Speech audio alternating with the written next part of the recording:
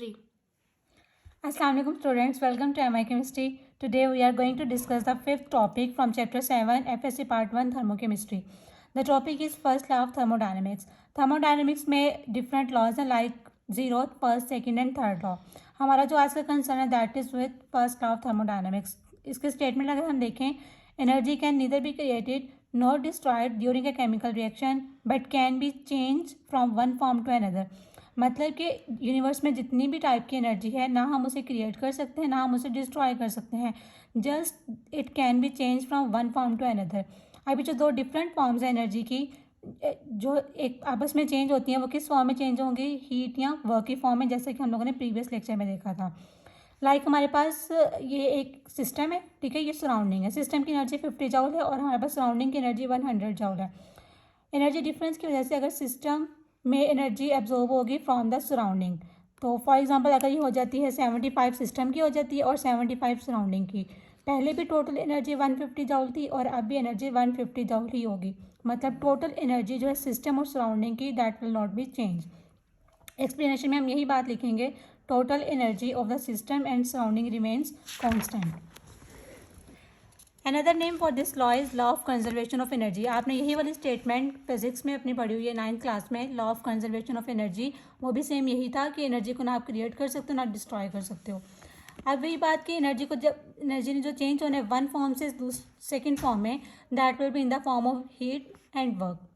It means कि energy में जो भी चेंज आ रहा है, सिस्टम और सराउंडिंग की एनर्जी में जो भी चेंज आ रहा है, that will be the sum of both heat and work. Mathematically आप इसको लिख सकते हो, change in energy is equals to sum of heat and work.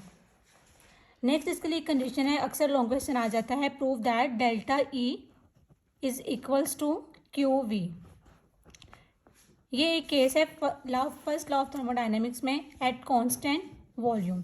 For example आपके पास लाइक स्टूडेंट्स देखें, अगर आपके पास एक बीकर है, ठीक है, उसके अंदर है कोई भी गैस और यहाँ पे लगा हुआ एक पिस्टन. अगर आप इसको हीट प्रोवाइड करते हो Q, तो इसकी एनर्जी में चेंज आएगा.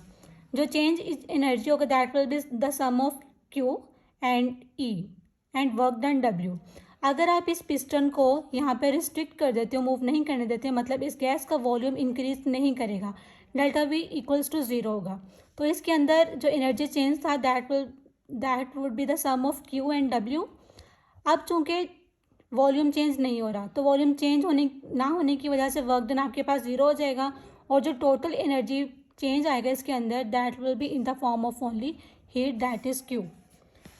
एक्सप्लेनेशन देखिए इसकी, consider a gas enclose in a cylinder, जैसे हमने इसको यहाँ पे एक्सप्लेन किया. When Q is applied its internal energy E1 changes to E2. जब आपने इसको हीट प्रोवाइड की तो एनर्जी इंक्रीज कर गई, एनर्जी चेंज हो गई.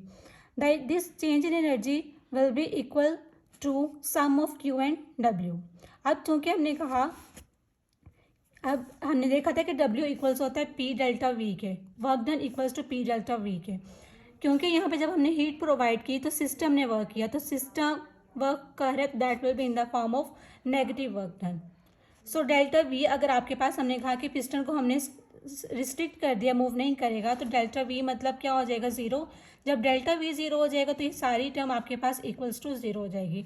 तो टोटल जो टोटल एनर्जी में चेंज आ रहा है that will be in the form of Q.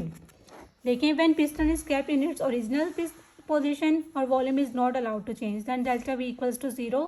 So delta V जब 0 होगा तो आप यहाँ पे जब वैल्यू 0 पुट करेंगे, ये टोटल टर्म जो 0 हो जाएगी और delta E equals to Q at constant volume. मतलब टोटल जो एनर्जी चेंज है that will be only in the form of heat. So the result of this is that a change in internal energy of a system at constant volume is equal to the heat absorbed by the system. Thank you so much.